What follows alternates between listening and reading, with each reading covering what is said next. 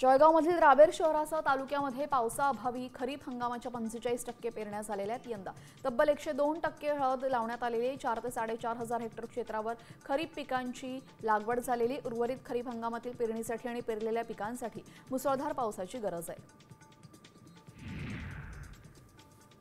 नंदुरबार जिल्ह्यामध्ये पाऊस सुरू आहे। अनेक भागांमध्ये पावसाच्या हलक्या ते मध्यम सरी कोसळण्यास सुरुवात झाली आहे। येत्या 24 तासांमध्ये नंदुरबार जिल्ह्यात वादळी वाऱ्यासह मुसळधार पावसाची शक्यता हवामान खात्याने वर्तवलेली आहे। नागरिकांनी सतर्क राहण्याचे आवाहन जिल्हा प्रशासनाच्या वतीने करण्यात आले आहे।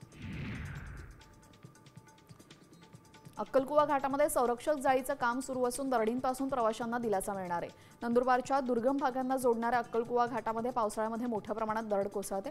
मात्र यावर्षी प्रशासनाने यावर कायमस्वरूपी उपाययोजना करत संरक्षक जाळी लावण्याचे काम हाती घेतले। जळगावच्या भुसावळमधील प्राचीन बडा हनुमान मंदिरामध्ये मागील 74 आठवड्यांपासून सामूहिक हनुमान चालीसा पठण सुरू आहे। हा 75वा सप्ताह आंबे महोत्सव साजरा करण्यात आला। यावेळी 151 किलो आंब्यांचा नैवेद्य दाखवून प्रसाद म्हणून वितरित करण्यात आले।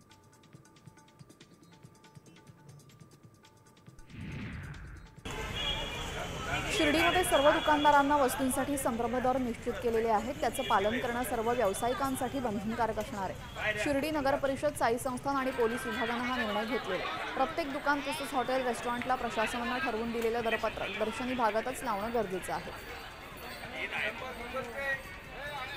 आता isakal.com आहे देशातील नंबर 1 ची मराठी न्यूज वेबसाईट। प्रत्येक अपडेटसाठी isakal.com ला नक्की भेट द्या।